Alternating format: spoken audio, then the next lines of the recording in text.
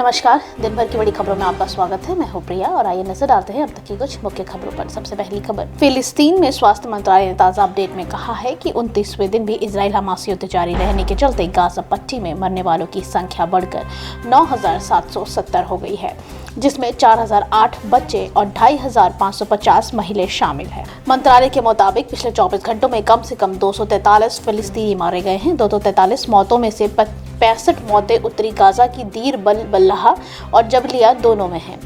अल-ब्यूज़र और अल-मगाजी के 3 शरणार्थी शिविरों में आवासीय इमारतों को निशाना बनाकर हवाई हमलों के दौरान दर्ज की गई है। 7 अक्टूबर को युद्ध शुरू होने के बाद से हमास नियंत्रित क्षेत्र में कुल 24,173 लोग घायल हुए हैं, जबकि 1,270 बच्चों सहित 2,260 अन्य लापता बताए जा रहे हैं। ताजा अपडेट में समन्वित मानवीय मामलों में संयुक्त राष्ट्र कार्यालय ने कहा है कि गाजा में लगभग 1.5 मिलियन लोग आंतरिक रूप से विस्थापित हैं।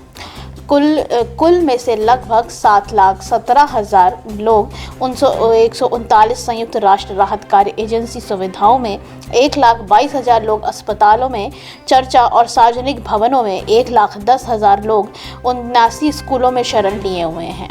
OCH ने जोर देकर कहा कि भीड़भाड़ में एक प्रमुख चिंता का विषय बनी हुई है, क्योंकि दक्षिण में 92 सुविधाओं में 5,53,000 से अधिक लोग थे और आश्रय स्थल नए आगमन में संयोजित करने में असमर्थ हैं।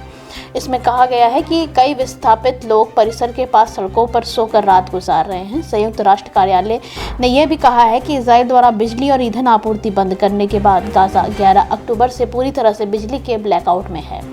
गाजा शहर के अल शिफा अस्पताल में उत्तरी गाजा में इंडोनेशिया अस्पताल में मुख्य बिजली जनरेटर ने कथित तौर पर ईंधन की कमी के कारण काम करना बंद कर दिया है।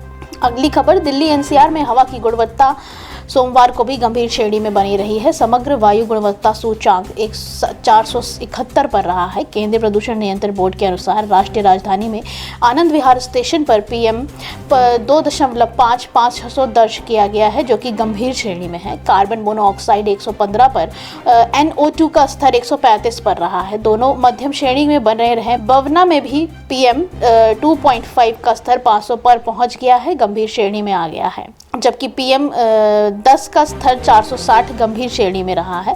कार्बन मोनोऑक्साइड का स्तर मध्यम श्रेणी के तहत 123 पर दर्ज किया गया है। द्वारिका सेक्टर 8 में PM 10 का स्तर 446 और PM 2.5 का स्तर 493, जो कि गंभीर है, दर्ज किया गया था, जबकि कार्बन मोनोऑक्साइड 119, NO2 का स्तर 132 का मध्यम श्रेणी में था। अगली खबर, राष्ट्रीय राजधानी में चिंताजनक वायु प्रदूषण के बीच दिल्ली के मुख्यमंत्री अरविंद केजरीवाल ने दोपहर को एक उच्च स्तरीय बैठक बुलाई है। आप नेता के अनुसार बढ़ते वायु प्रदूषण को नियंत्रण करने के उपाय की रूपरेखा तैयार करने के लिए केजरीवाल आज दोपहर दिल्ली सचिवालय की एक उच्च स्तरीय बैठक की अध्यक्षता करेंगे, जिसमें पर्यावरण मंत्री गोपाल राय और वरिष्ठ अधिकारी भी शामिल होंगे।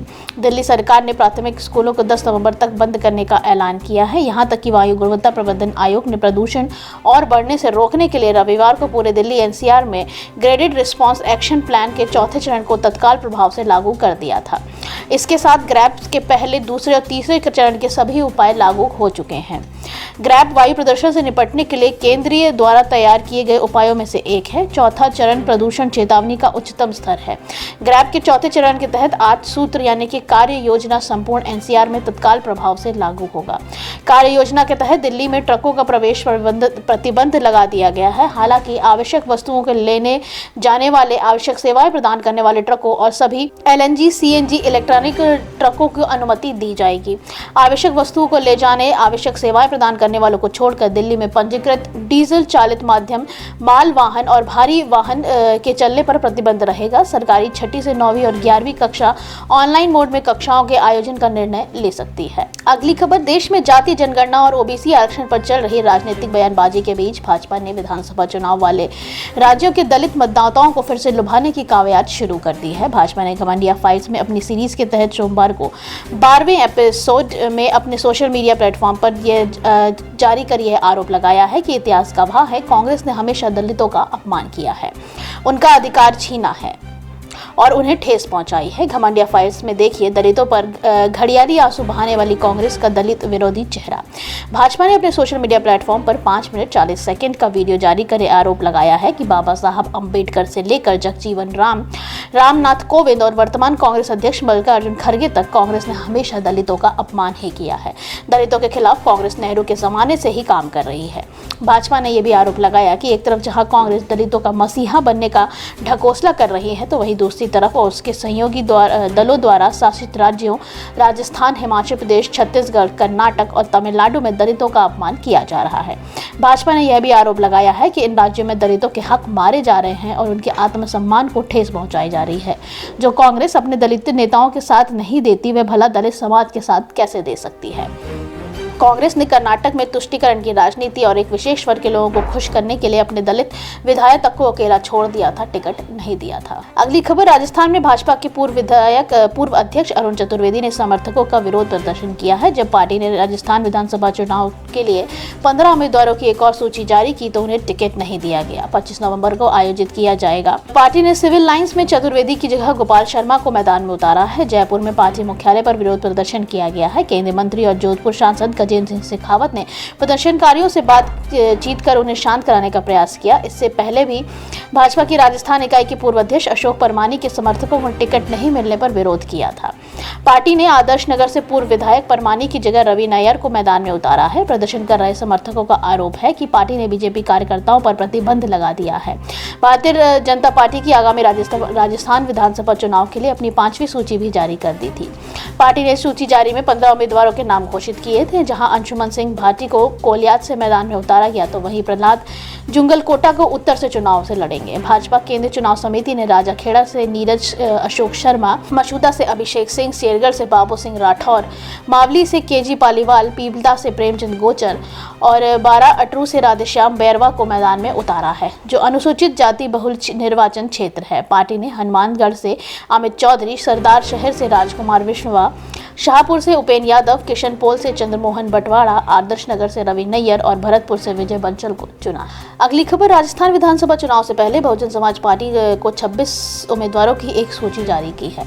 सूची में भारती ठाकुर, विजय कल्याणा, रामप्रसाद मेहरा, प्रेमनाथ सपेरा, नेहा शर्मा, देवान चंद, हेमकरण, दिनेश बैरवा, जगदीश मेहरा, वर्धका प्रसाद मीना, महेंद्र सिंह चाहर, अशोक बैरवा, मूलाराम परमार, बनवारी लाल शर्मा, गुलाब नबी, दौलत राम जाटव, हसन राजा, धर्मपाल सिंह चौहान, कैलाश राज सैनी, तुलसीदास चिंतामणि, गोपीराम मीना, अशोक शर्मा, अनुज बैरवा, सीता देवी, मगनलाल मीना सिंह, धर्म सिंह धनका जैसे नाम शामिल हैं। बसपा ने राजस्थान चुनाव के लिए 43 उम्मीदवारों की एक सूची की घोषणा की थी, जिसमें कांग्रेस और भाजपा के बीच कड़ी टक्कर होती दिख रही है। उम्मीदवारों की सूची जैतरण से सरोज मेघवाल, सूरसागर से राजेंद्र सिंह, जोधपुर से सुनीता और श्री श्रृंगार नगर से परमानंद शामिल हैं। इससे पहले 29 अक्टूबर को बसपा ने राजस्थान विधानसभा चुनाव के लिए 5 सीटों के लिए उम्मीदवारों के नामों की घोषणा भी की थी। आखिरी खबर, दिल्ली सरकार ने दिवाली से पहले एक और बड़ा तोहफा दे दिया है। सरकार ने ऐलान किया है कि इस बार कर्मचारियों को बोनस दिया जाएगा। मुख्यमंत्री अरविंद केजरीवाल ने ऐलान करते हुए दिवाली पर सरकार ग्रुप बी और ग्रुप सी के कर्मचारियों को बोनस देगी। सीएम ने कहा कि दिल्ली सरकार के सभी कर्मचारी मेरा परिवार है। त्योहार के इस महीने में हमने दिल्ली सरकार के कर्मचारियों को 7,000 रुपए बोनस देने का ऐलान किया है। दिल्ली के मुख्यमंत्री अरविंद केजरीवाल ने कहा है कि दिवाली का मौसम चल रहा है।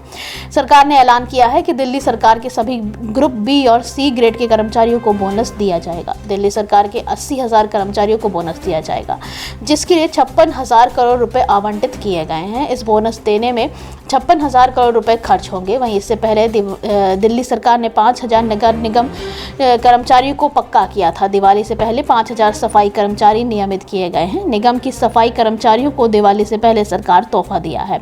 5,000 सफाई कर्मचारियों को नियमित किया गया है और 31 डीबीसी कर्मचारियों को मल्टीटास्क स्टाफ बनाया गया है। इसके अलावा सफाई व्यवस्था को सुदृढ़ करने और कूड़े के पहाड़ों को खत्म करने के लिए समानांतर एजेंसी लगवाने का प्रस्ताव किया गया है। इन सभी प्रस्ताव को मंगलवार को सदन में पेश किया जाएगा। मेयर ने कहा है कि स्थायी समिति के गठन के बाद इन प्रस्तावों को और आगे ले जाया जाएगा। आज के लिए बस इतना ही। बाकी खबरें जानने के लिए देखते रहिए द पब्लिक इंडिया। धन्यवाद।